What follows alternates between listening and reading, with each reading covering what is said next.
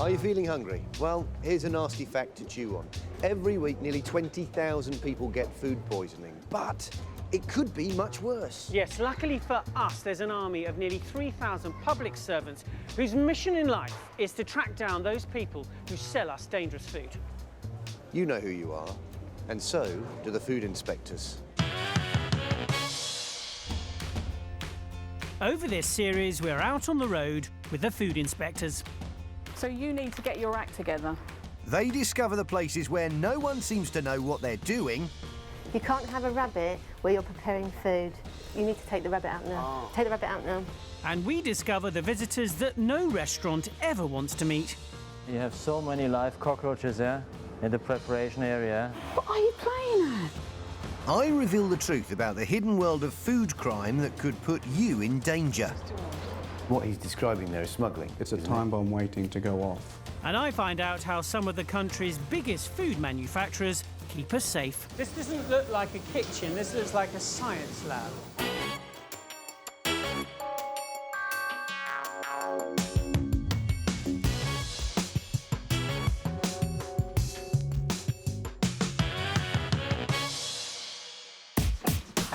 This week, are workers sleeping in kitchens and breaking hygiene rules? You've got a mattress there. A mattress. You've got dirty clothes in and people carrying out the ablution scene. In Enfield, Mary finds the DIY repairs that could be a safety risk.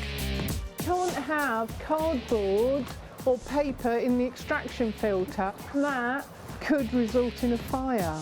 And I drop in on a man whose fridge hides a dark secret. It's like an old person's heel. Now, if you go to your doctors, you hope they know exactly what they're doing, exactly the same with a chef or a cook. And if they don't know about hygiene in the kitchen, the chances are the meal you've just enjoyed could be a memory for the wrong reasons. Cardiff. There are some 2,500 food outlets here, and they've all got to be checked out by the food inspectors. Today, we're out on the road with 26-year-old food inspector Mark Lee. He's only been in the job for 2 years, but he's already a force to be reckoned with. OK, we're going to a sandwich shop today. I haven't been there before, nor has the authority, so it hasn't actually undergone inspection by Cardiff yet. So I'm not really sure what we're gonna find.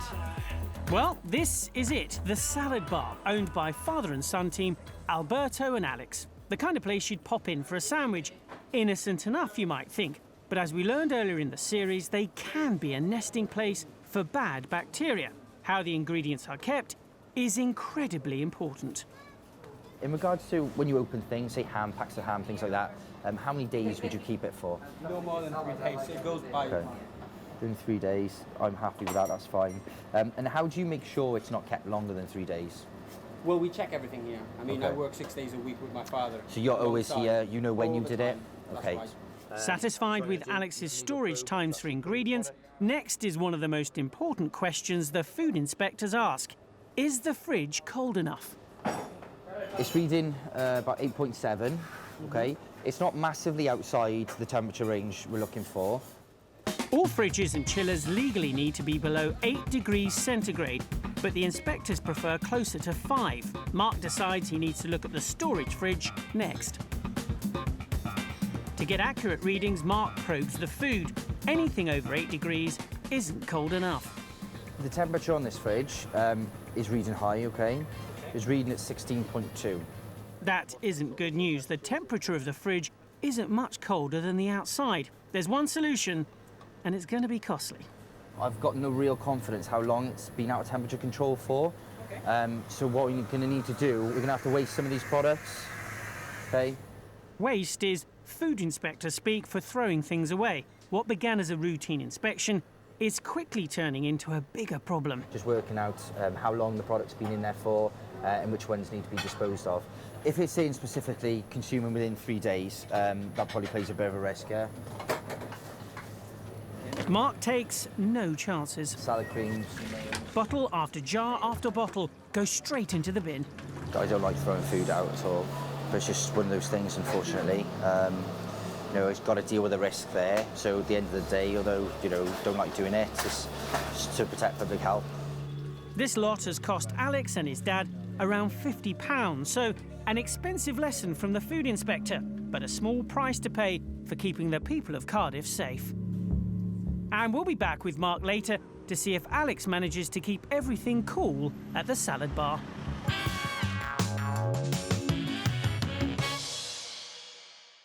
Food business is big business, and it can attract people who cut corners, which can put you and your family and anyone who eats these foods at serious risk of illness. Tonight, I'm investigating beds in restaurants, the alarming practice of workers sleeping in kitchens. It's a human problem and a hygiene problem that could make our food dangerous to eat.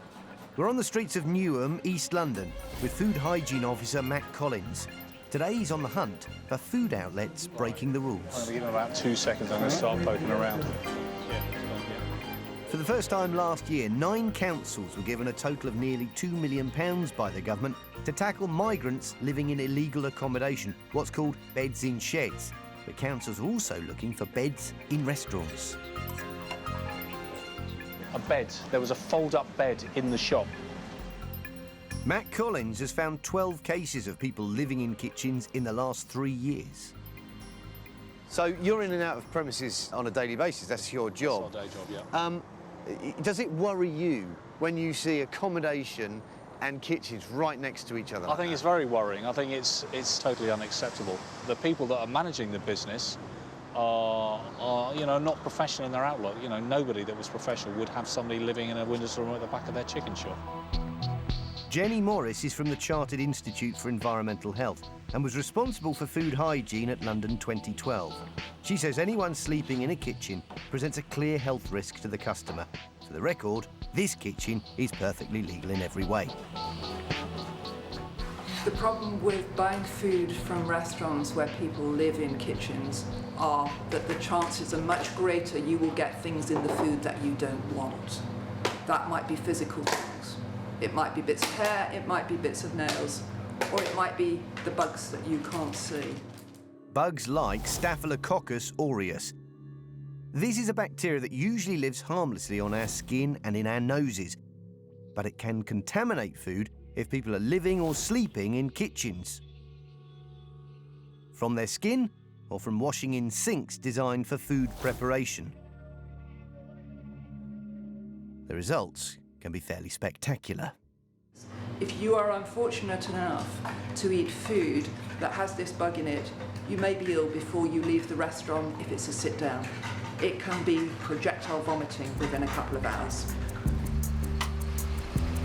Matt Collins usually acts on information from food inspector colleagues who think they've seen objects that shouldn't be there during routine inspections, things like dirty clothes or toiletries. I'm following Matt on patrol for the day. From Newham Council, I'm a food safety officer. Can I come through? Is there a bed or some accommodation in the back of the shop here? Who's in charge? Who's running the shop today? No, nothing at all. Have you got a basement? Yeah. Can I have a look in the basement? The first 3 are as clean as the proverbial whistle. Now we're on our 4th, once again acting on info that a colleague has seen unusual items. We've had a referral from another council department that there's somebody sleeping in the basement of this shop. We need to go and have a look to see if there's any problem with food hygiene or means of escape in case of fire, health and safety, whatever. So that's what we're doing today. Let's check it out. OK. Of course, it's just a tip-off. It could amount to nothing. OK, my name's Matthew Collins. I'm a food hygiene officer from Newham Council. This is my colleague, Mr Bracken. I'm an enforcement officer. I've come here today because I had a referral from one of my colleagues that there's somebody sleeping in the basement of in the back room of the restaurant here. So I need to come and have a look. Once he's in the back of the shop, Matt is clearly not happy with the state of the place. Nice quantity of flies. Right, this is... I'm not very happy with this at all, actually. Straight away, Matt's on the case. In the back of the shop, it's an interesting mix of living area. We've got bicycles, a sewing machine, and we've got a load of rubbish as well. Excuse me. Yeah, it's the room at the back here. That key to that door at the back there, I'd like that key, please, because we want to get inside that room. Can you get me that key, please? Yeah. Thank you.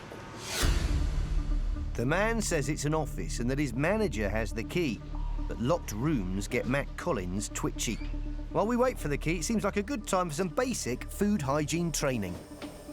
This shouldn't be stacked here. You know, rubbish should be kept separate, because it's dirty, clearly, from anything to do with food storage and food preparation. Your initial impressions, then, as you come through from the shop front into these two areas? We've moved back into the area at the rear of the shop. My impressions have been that there's an unpleasant odour of decaying food waste. There's also bits and pieces. There's a couple of bicycles at the back there. I mean, why would you have bicycles at the back of a chicken shop? A sewing machine, there's a shower here, and then there's a room locked at the back, which is where we believe... That's interesting right there, Matt. Look at that. Yeah, indeed. I mean, there could be a genuine reason why people need a toothbrush and toothpaste at work. They might just be very keen on dental hygiene, but they're all indicators that the back of this shop is being used for something rather different from just food hygiene. They're clues, though, rather than a smoking gun, aren't they? Yeah, I mean, indeed, we haven't actually found a bed here yet. No, but we're looking in that. We're interested in that back room. That's the room we're interested in. Join me later when the key is found and all is revealed.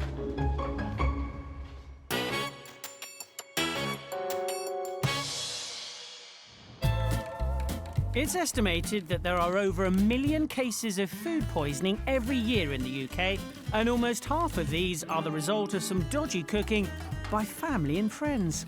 So, are you a dining disaster waiting to happen? Well, I hope not. And to make sure, we'll be visiting a kitchen, home, workplace near you, and we'll be giving you some very useful cooking tips, because I'll be bringing our very own food inspector, Ben Milligan.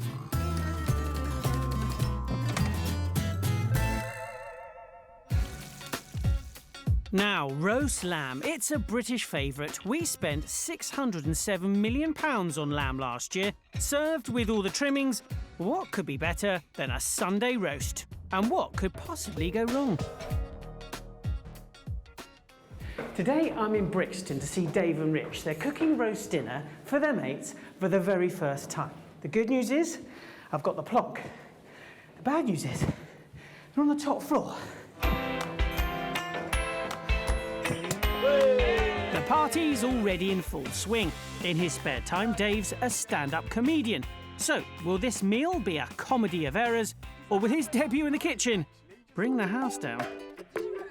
Well, in terms of his person, he's always very well turned out, always very stylish, presents himself very well. So I'm hoping he'll be the same when it comes to cooking at this level. I hope he's got fresh stuff in tonight, and it's a leap of faith, but I'm going to trust Dave on that one. For you, Dave. Oh, hello, Chris, yes. Oh, mate, I've come for dinner. Thank you very much. Here's a bottle of wine. Oh, bless you. Look at Where can I put my coat? Oh, look at this lovely joint of lamb. Are you a good cook?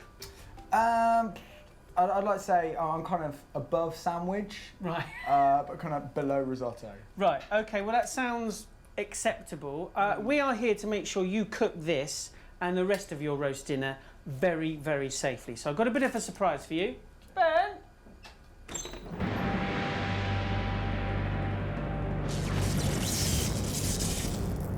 I brought along my food inspector to make sure that every step is correctly taken and you don't poison your guests. Are you ready for this? It's a little bit scary. It should be. He is very scary. What are the concerns with a piece of lamb that we should be thinking about? What you should really do is treat raw meat as contaminated. Should you wash meat? If you wash it, there's a potential to splash the bacteria about the kitchen. The main thing really is to cook this properly now and kill any bacteria that might be on it. So 220 for 2.5 hours, right? Say goodbye to your lamb. And in it goes.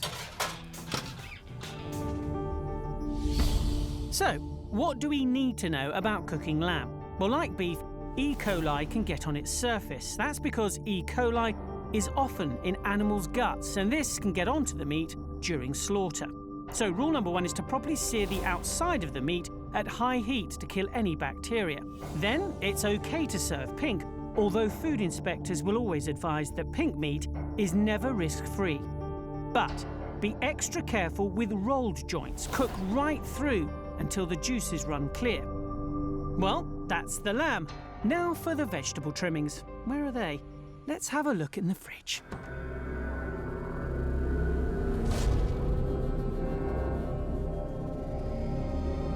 Uh-oh, the fridge is filthy. I think it's only fair to show Dave's guests before they eat his food. We've got the 29th of August for some... Oh my word. Mushrooms growing mushrooms. Are they dead or alive? What they are is a month out of date. What do you think, gang? You looking forward to tonight's dinner? It's like an old person's heel. Cheese. 7 months out of date and still in the fridge. And then there's the swamp thing in the salad bag. It was pre-washed, but now it just looks prehistoric. Out-of-date food is bad. If it's past its use-by date, chuck it in the bin. The question is, are Dave's guests still looking forward to dinner? I'm sure we'll probably be fine, but it's a little bit worrying. Dave's veg trimmings were actually bought today and haven't touched the fridge, but he's not out of the woods yet. Do you use this for any other things? Generally carrots, sometimes potatoes. All right, so no meats on that? No, we've got a separate chopping board for meats. Which is the correct answer, isn't it? But still be careful. Bacteria from the veg skin can get stuck in the surface of the chopping board. Ben, time for a tip. Right. You see, you take off these little bits, and you just plane it back, really, to a more level surface. OK. Trouble with veg is it can be grown in manure, and like lamb, can have E. coli. How long have you got to cook vegetables to kill E. coli? Well, it's the same as other things, really. If it's been at 70 degrees for 2 minutes, you're likely to kill anything that's around. Brilliant. So, if you do like a bit of raw veg, wash and peel thoroughly. An hour later, it's time to serve up a delightful roast dinner for Dave's guests. Now we're talking.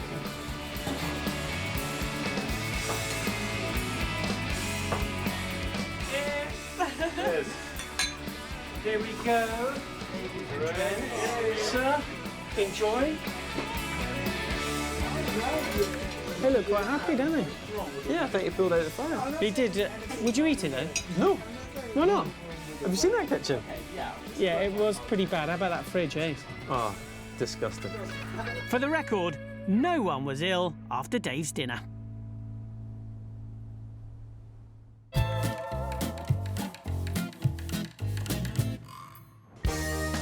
We're in Enfield, North London, and with the food inspectors tag team that are Claire and Mary. Over the last few weeks, we've been with them every step of the way. They found the tips no waiter wants left behind. We've got drop-ins on this one. Ooh. A grisly discovery out back. Is that just leaves? I'm not sure. And an unexpected guest who wasn't coming to dinner. Claire, I've seen a rabbit. Now they're about to do a spot check on a takeaway they last inspected 18 months ago. Then it was awarded a very solid 4 out of 5 hygiene rating. Hello there, from the Enfield Council Environmental Health. We've come to do your food hygiene inspection, just a routine inspection tonight. Have they managed to keep up those high standards?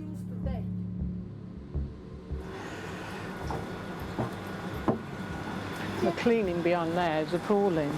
It is out here. Rice, grains of rice all over the floor too. Claire, look. Your cleaning is very poor here. I always No, take it out this isn't. every night. No, you're not cleaning that every night. This isn't just one day's worth of dirt. You might be sweeping maybe, but no, this is longer than that.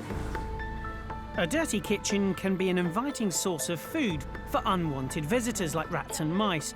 No sign of those here, but Claire and Mary are far from through with their inspection. Something smells around here. Everything's very greasy here. And look at how dirty those cloths are. On top of the dirt, Mary finds evidence of a clear fire risk. Can't have cardboard or paper in the extraction filter That is dangerous, and that could result in a fire. So you shouldn't have paper, because the idea of this is to stop grease going up and smells, and it's just not safe to have paper up there. Moving on, Claire is keen to check what is known in the trade as contact points, things you touch to you and me. The theory being, if they're dirty, then hands will be dirty when they touch the food. And also your tap handles, if you go and feel the tap handle, it's very sticky. Can you feel it? It's all sticky. Because you're touching that, and if you come with me, I'll show you. I've just got that from inside here. In here is dirty. Because I don't know they've got a hole here, I always just do outside. No, and that's right, but this is where people touch and their hands are dirty, so you need to clean inside of those areas. Mary thinks it's time for a few questions. How would they clean the surface? We use the paper. Anything else? And we got the Mr. Mushroom. Right.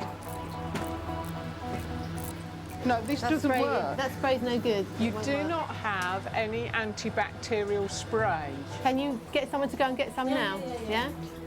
This is by no means the worst kitchen Claire and Mary have seen, but a series of small issues are adding up into a bigger problem. Next up, the fridge. It's some kind of sauce. The issue with that is that the spoon is actually inside, touching the food. So obviously you can see in here that the hand contact surfaces are dirty. So if hands aren't clean, hands are going on that and the actual contact with the food. So obviously there's a contamination issue there. So food in here should be covered to avoid contamination. This is leaking, so it's actually water's dripping into food as well. So there's a problem there. OK, so the fridge doesn't get top marks either.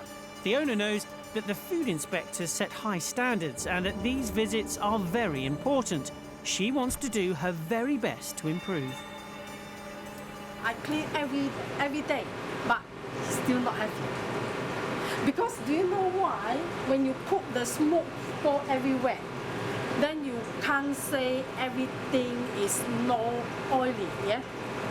That if they check properly, safe for customer. Inspection over, and it's time for Claire and Mary's verdict. Restaurant owners of a nervous disposition may like to cover your ears. I came to do the last inspection. You ended up getting a food hygiene rating of 4. Restaurants are given a food hygiene rating from 0 to 5, 5 being the best. Depending on the inspection, this rating can go down as well as up. Because of what we've seen today, we're going to ask you to take that down. Yeah? We need to take that away. Okay. You're going to be a lot less than 4. I was very disappointed. I did the last inspection 18 months ago. I gave it a 4 rating, which is very good. There was dirty cloths on nearly every surface. The cleaning on the floor was really bad. What is known as hand contact surfaces, door handles, fridge handles, light switches were all dirty. I think the major problem was that the chef didn't have food hygiene training, so didn't appreciate the hazards. So food storage was incorrect. He was storing raw food next to ready-to-eat containers. Claire and Mary will revisit the restaurant in a few days' time to see if things have improved. We'll let you know what they find at the end of the programme.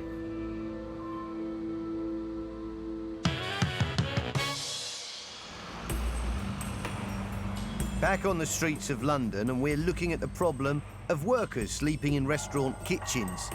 It's a very real problem. I think it's very worrying. I think it's totally unacceptable. It's also seriously unhealthy. It can be projectile vomiting within a couple of hours. I'm out on patrol with Newham Council's Matt Collins. My name's Matthew Collins. I'm a food hygiene officer from Newham Council. We've got a basement. Yeah, can I have a look in the basement? Earlier on, he wanted to find out if someone was living in a room at the back of this chicken restaurant. But the room was locked. I'd like that key, please, because we want to get inside that room.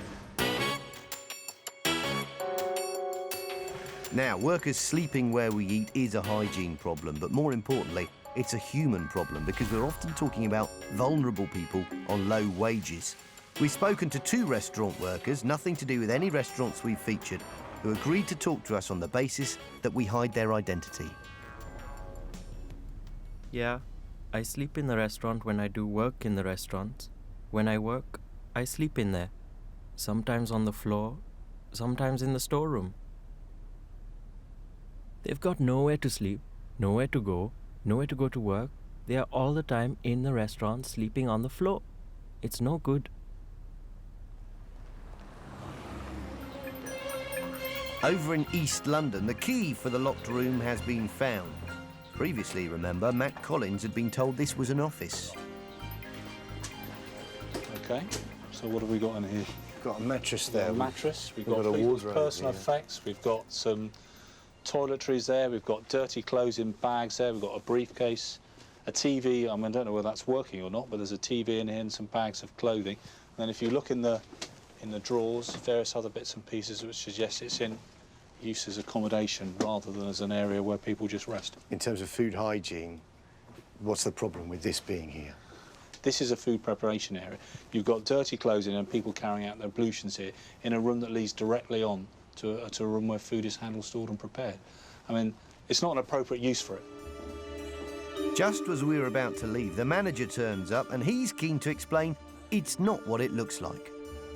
It's not a living accommodation or anything, it's just like a little bit of storage that we've got there. Just some old clothes or some old furniture, that's it. Because one of the guys got divorced, so he just chucked all his rubbish in there. There's a mattress in there, personal effects, and a wardrobe as well, which does make it look like a little bedroom. It does, yeah, you can see why they might think that. Yeah, but it's not the case. Let's be clear about the outcome here. Even though Matt Collins felt the setup at the back of this restaurant was inappropriate, no evidence was found that someone was actually living there, and so no further action was taken. But inspectors like Matt Collins are in no doubt there is a problem here and in other areas around the country. What's going to happen then? Because as long as people are trying to make very quick money from chicken outlets, you're going to find the odd mattress in the back of shops as management changes and it comes through again. You're absolutely right. You know, we walked through one business, we saw it was quite good at the front, and as we walked through to the back, it just dropped off, and that sadly is an all too common story. What I didn't know until today was what can lurk behind the counter, what's going on behind the scenes. And for the employees that have to put up with those kind of conditions, that is miserable. And it also has an impact on the food you eat.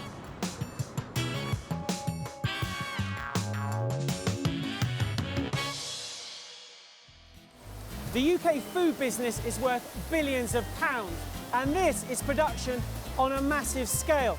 But along with that comes huge responsibility. One small mistake and their reputation could be in tatters. We've been given exclusive behind-the-scenes access to some of the leading manufacturers in the UK who've been showing us how they keep Britain safe.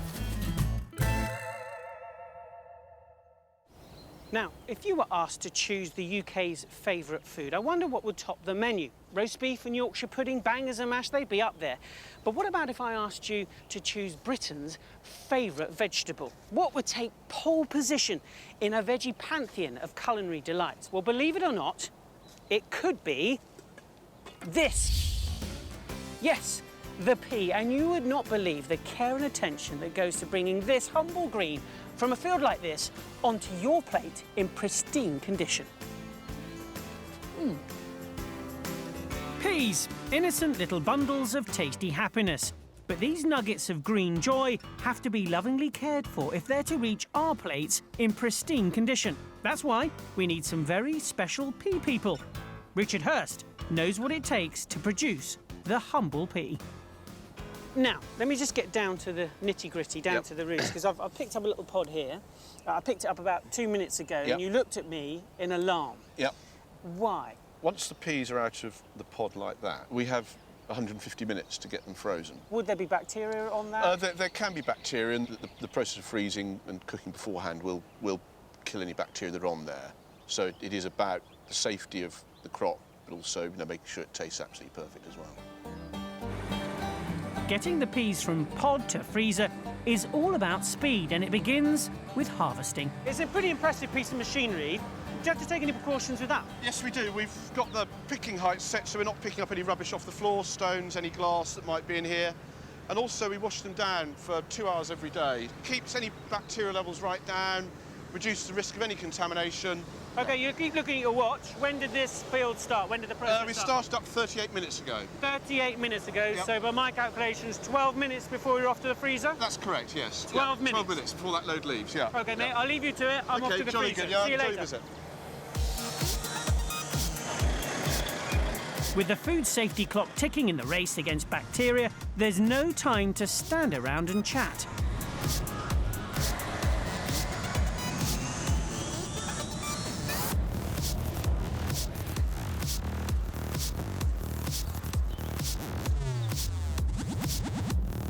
It's going to be very tight, this one. Once back at the factory, there's just 50 minutes for the peas to be sorted before they need to be frozen. The first machine removes anything that isn't a pea, such as stones, snails and stalks. They then go through a clever colour sorting machine, which rejects any remaining objects that aren't the luscious green we all love. With the clock running down, it's time to get a sweat on. It is hot and it is steamy in here. This is the blanching process. What are we doing here?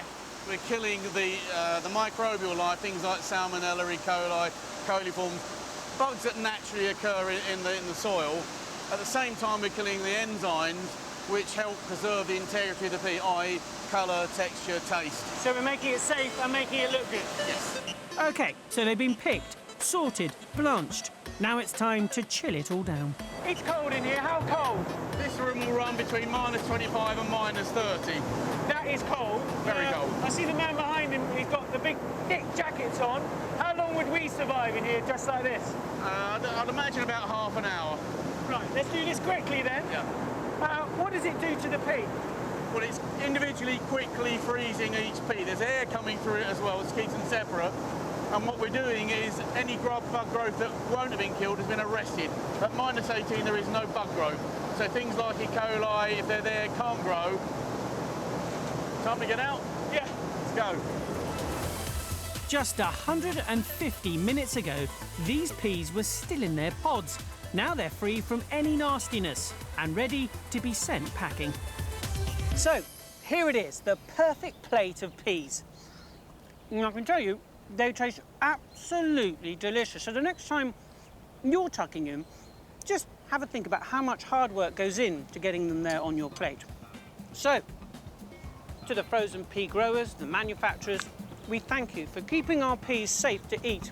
And please, carry on protecting Britain.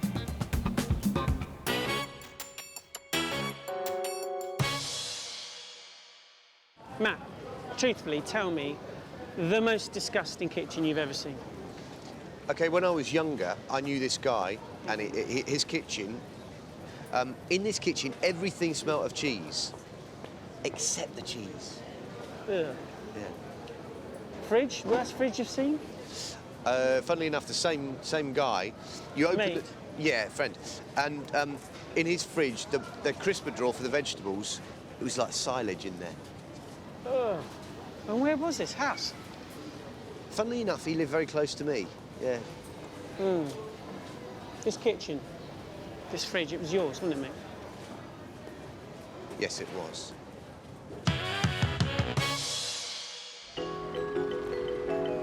It's time to head back to Cardiff. Mark Lee is returning to the salad bar. Nice to see you. Last week he gave Alberto and Alex their very first inspection, always a nerve-wracking experience. And they had got a lot right, but some important things wrong. There was one problem Mark wasn't happy about. The temperature on this fridge is reading high, OK? It's reading at 16.2. The fridge was way above the legal limit of 8 degrees centigrade, and with prepared food, that increases the chance of nasty bacteria.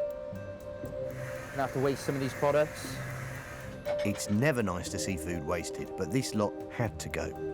Mark ruled that around £50 worth of ingredients should be binned. The mayos. That's mayo, isn't it? So it's a tense moment today for Alex as Mark re-inspects the fridge. Just going to check the temperature. Okay. Hold on. It's still 16 degrees centigrade. That's the same as last time. But this time what's in the fridge makes all the difference. They're not storing high-risk foods in here now because I don't think it can hold temperature is what it should do. It's just low-risk food in here. Things that aren't prepared, so whole tomatoes, the lettuce hasn't been prepared yet. The fridge isn't really doing its job. It's more like an illuminated cupboard. But Mark's satisfied there's nothing here to worry about. What about the deli counter? Last time it was just over the 8 degrees centigrade limit. Took some temperatures of rice, which was 6.2, and also some temperatures, some of the salad items at the top, some tomatoes, which was 5.9, which I'm happy with. All the high-risk items are where they should be, down the bottom, and kept cold under the right temperature control conditions. Now it's time for the verdict. Alex, really happy with everything you've done, really happy. Some of the stuff I'm going to come back and discuss the paperwork in a couple of weeks, okay. But apart from that, I'm really happy with everything you've done. As we know, food inspectors have the power to award hygiene ratings. Alex is currently on a 2, but he's got his sights set high. I understand the fact that I didn't have some things in order, but 3 months from now I will have everything in order, and hopefully I aim for my 5 stars, which is what I want.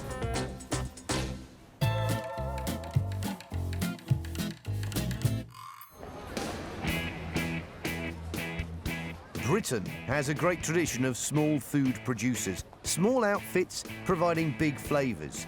And these foods often come straight from the farm onto our forks. So getting it right can be make or break, because these people are directly responsible for everything they sell. Who are these self-contained heroes of the food chain? It's time to meet the producers. Farmers markets. Celebrity chefs are always banging on about farmers markets, how you get to meet the producer face to face, the food's more authentic, you can ask questions. Well, I tell you what, Jamie Ramsey, not everybody likes farmers markets because they're a bit too natural. And nature, by its very nature, is filthy. So how do you shop at a farmer's market and stay safe? That is Somerset. There is a farmer's market somewhere down there. Shall we?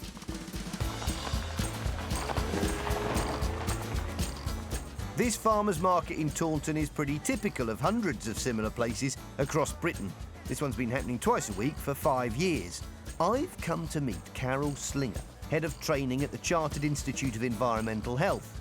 People who sell food to the public can take an exam, and Carol sets the exams. If anyone can settle my nerves about buying food that isn't sold under strip lighting, then she can. First up, the bit of my dinner that is not too veg. So, Carol, we've got this beautiful meat laid out here, but the idea of it being outside like this just gives me slightly collywobbles, just a bit. Well, it shouldn't do, really, because it's in polystyrene boxes, and you'll find some ice packs underneath there, which are keeping it quite cool, and it's all vacuum packed. The vacuum packing removes all the oxygen from around the meat, and a lot of bacteria need oxygen to multiply. OK, so it's no more dangerous out here, the way it is right now, than if it was in a supermarket or anywhere else, in a butcher's? No, because they'll be constantly checking that the temperature's kept cool enough, which is legally below 8 degrees. Now, what if I'm after putting my beef in a little sandwich? See, in my mind, I'm not really worried about bread.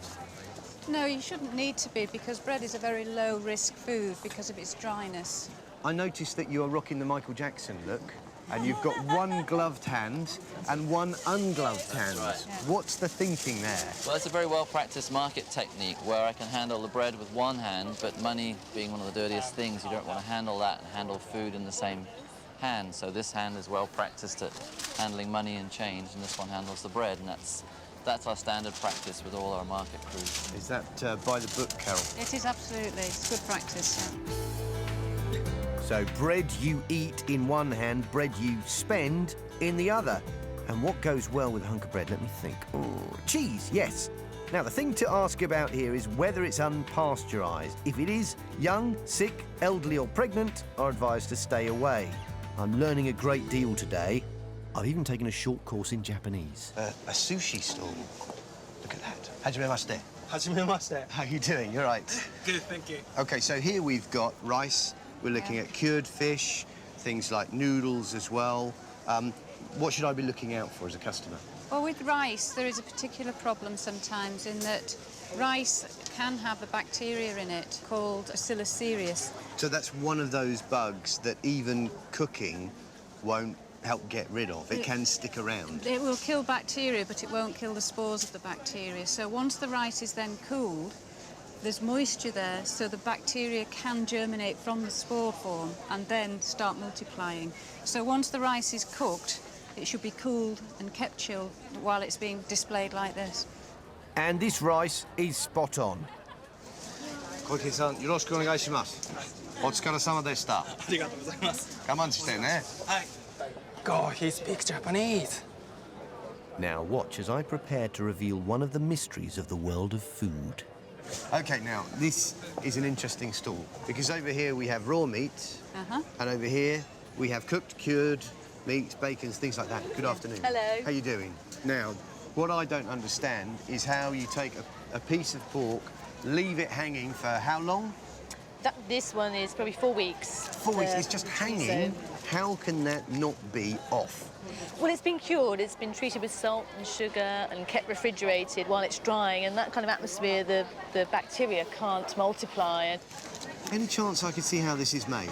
Yeah, love to show you. Yeah? Yeah. That's good. Let's go.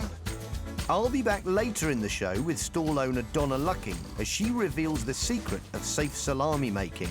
And it's a practical. Do you want to have a go at filling it? Well, yes.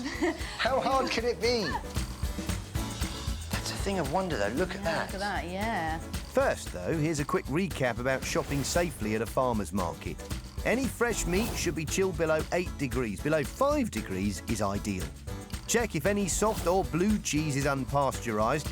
Pregnant women, the elderly and very young might want to give this a miss. Anyone handling unwrapped food and money should use different hands for different jobs. Remember Michael Jackson?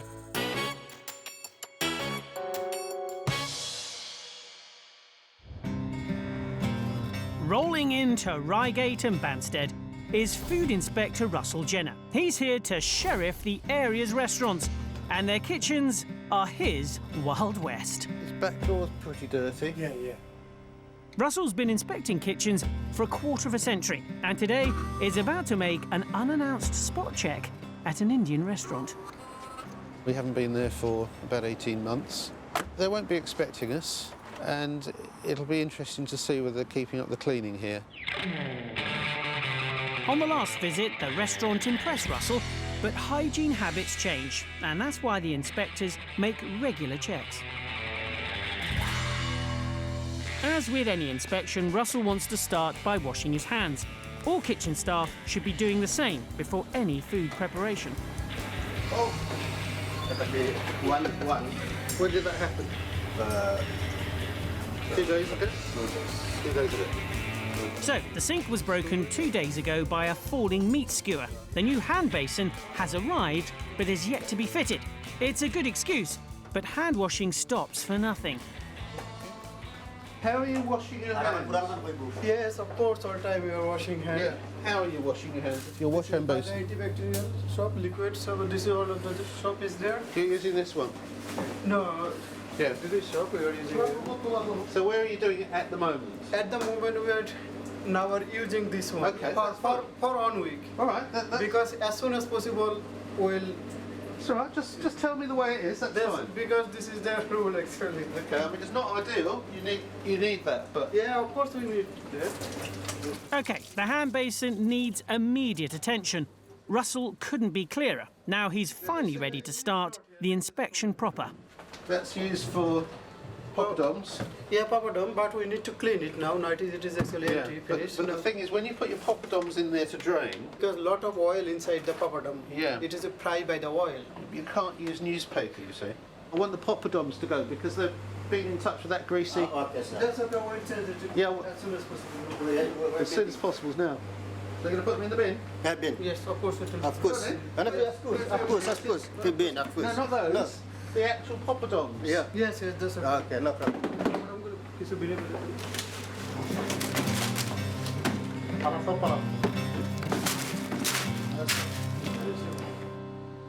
From cooked food to raw, Russell is keen to know how they handle their meat.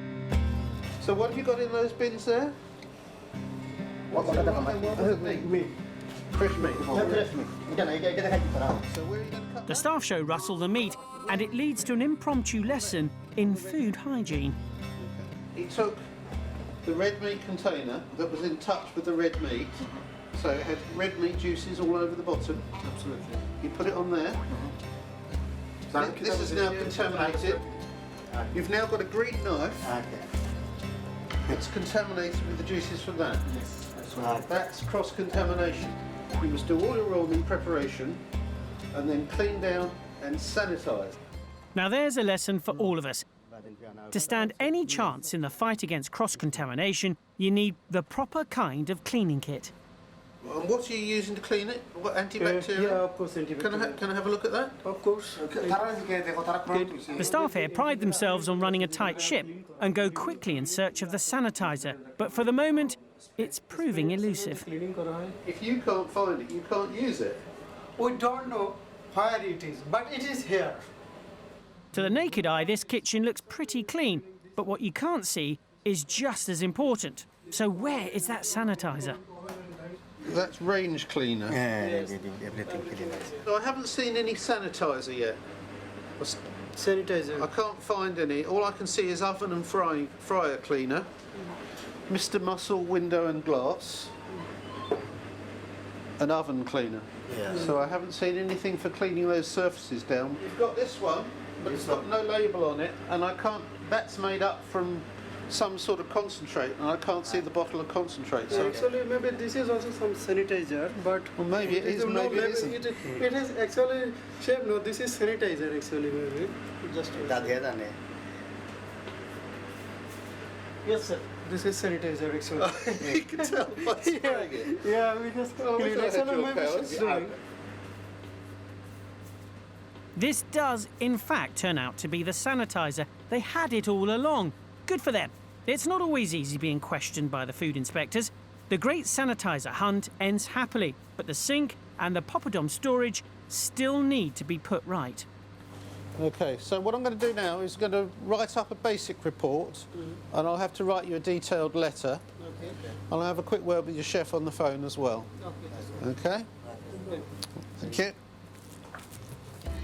Russell will return for a follow-up inspection. We'll let you know what he finds at the end of the show.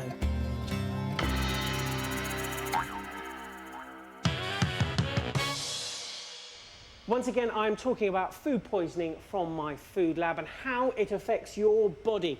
I've got another terrible story to tell you and a few tips to make sure you don't become another victim. This is the story of Kevin Hughes. He lives in North Wales with his wife Chloe and 2-year-old son Harry. He is an extremely keen footballer. He plays 2 or 3 times a week. Well, he did because one day he decided to grab a sarnie at a local deli while he was at work. It was just the usual Monday. I went from a break, didn't bring any lunch for me, so I went to local deli shop and just got a chicken sandwich from there. Kevin suspects but can't prove his visit to the deli led to hospitalisation and a violent bout of illness he'll never forget. Then in the afternoon I just started to feel unwell, started to have aches and pains, and I was up for most of the night throwing up and having diarrhoea. What Kevin didn't know was that he'd picked up a very serious case of food poisoning caused by the bacteria Campylobacter, which we've talked about before in this series.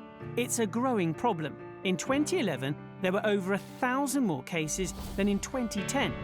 It enters the stomach, invades the small intestine, and starts dividing. This causes disease in the surrounding environment, which in turn makes you sick, as Kevin knows all too well. I didn't move out of the bedroom the whole time apart from obviously going to the bathroom. On Sunday night, I couldn't sleep. This was possibly about midnight, going downstairs, and just remember at that time just sitting on the toilet, completely drained. So you're in a bad way now, mate? Yeah, really bad way, yeah. We're talking about 6 days of constantly going to the loo, constantly being sick. Yeah. So hands up.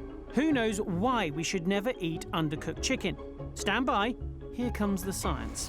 One of the most popular breeding grounds for Campylobacter is unpasteurised cheese and milk, but this is the biggest culprit of them all. Campylobacter lives harmlessly in the guts of this animal, but can contaminate the flesh when it's slaughtered, as can contact with contaminated faeces. And this is where it gets dangerous, because if it gets inside of you, it can make you very ill.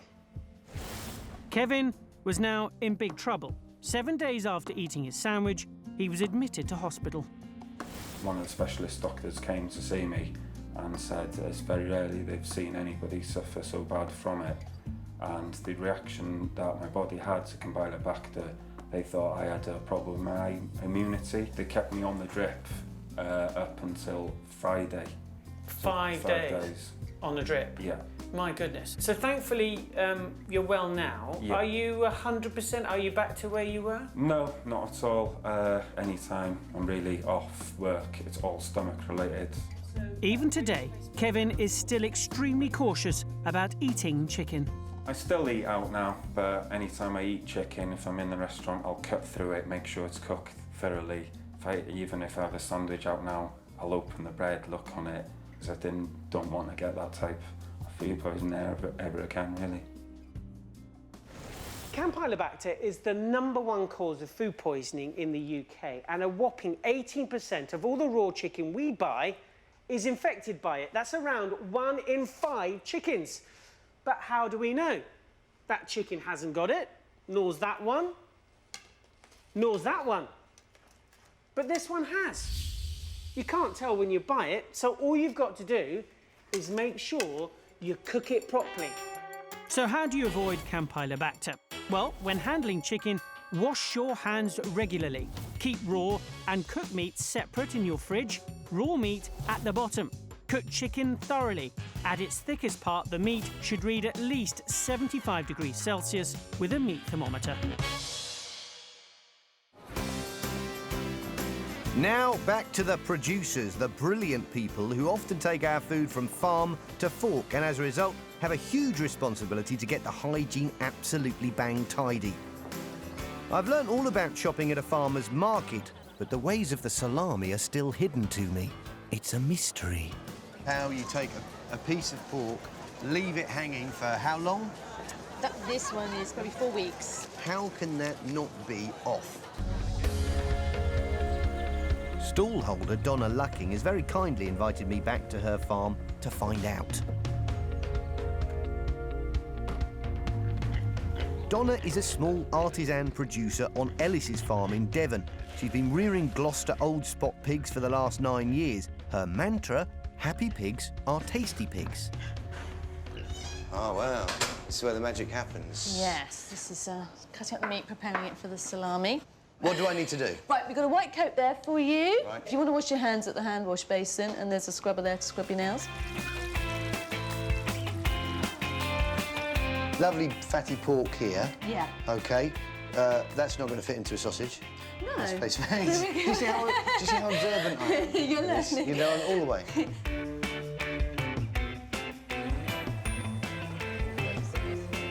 Now, Donna says her cooked meats have a shelf life of 5 to 10 days, but her pork salamis, which are dried and not cooked, last 40. How on earth does that work? It's a very fatty bit there, lovely. Different producers use different methods to preserve the pork meat. Donna uses the very freshest ingredients and then adds a bit of magic we've had for centuries. Salt. We're going to give it a weigh it because we've got to get the exact amount of salt to cure it properly and effectively. The salt acts as a stabiliser, preventing the growth of bacteria, but it has to be in exactly the right amount. 22 grams per kilo of meat. Why is that so crucial, then, to get the amount right? Because that's the crucial amount. It's got to be that to cure it and kill all those bacteria that we don't want in the salami. So which bugs is it you're trying to eliminate from that meat? listeria or botulism. That's the main big ones that can survive in raw meats. Do you know what botulism can do to you? Just scare me a bit. Well, the main thing, it probably could kill you as well. OK, that's bad enough. That's pretty much as bad as it gets. Making you really, really ill. So, yeah, it's a big one. You add lovely wine and herbs, and then another key part of making sure your salami is safe is in the way you mix it up. So mixing is crucial because if the salt ends up patchy and in one spot or another, there's a piece that won't be properly protected. The mixture's not there. Every precaution all the way along the process. Now for the fun bit. I've waited for a very long time to get my hands on one of these. Do you want to have a go at filling it? Well, yes. How hard can it be? I mean, seriously. This is the birth of a salami. Beautiful. It's a thing of wonder, though. Look at that. Look at that, yeah.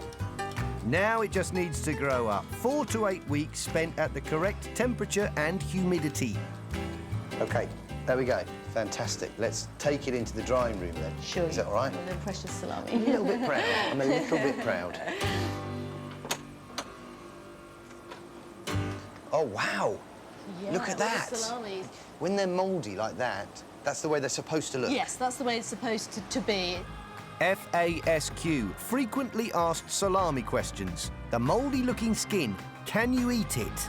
The safe mould is a penicillin. There's a couple of types of penicillin, so it's absolutely safe, but you don't have to eat it. You can unpeel it. I didn't know that. The outside of a salami is penicillin.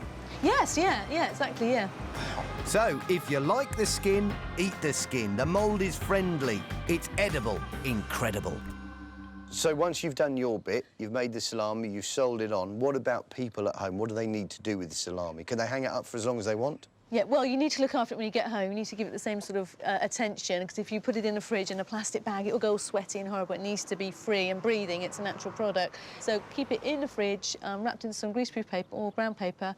But yes, don't just hang it up in your kitchen that's warm. It's best to keep it safe in that fridge. If I do nothing else, until the end of my life, I can now say I have made a salami thanks to you. I've contributed, I've helped. Thank you very much. Yeah, thank you. Really nice to meet that. you. Thank you.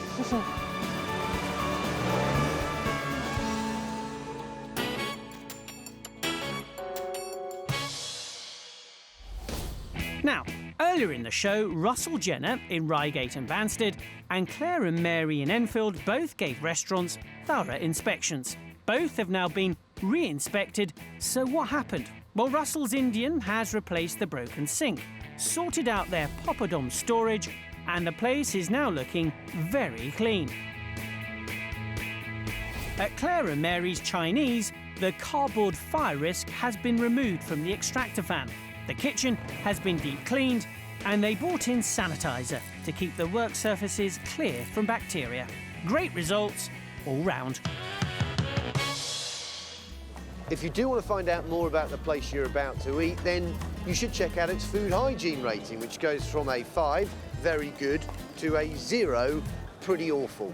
And at the moment, it's not compulsory to display one of these certificates in a restaurant window. So if there's not one there, you might want to ask yourself, why not? But you can check online. Just go to www.food.gov.uk. And there's also an app for your smartphone. Is there? Yeah. Yeah, it's very good. See ya.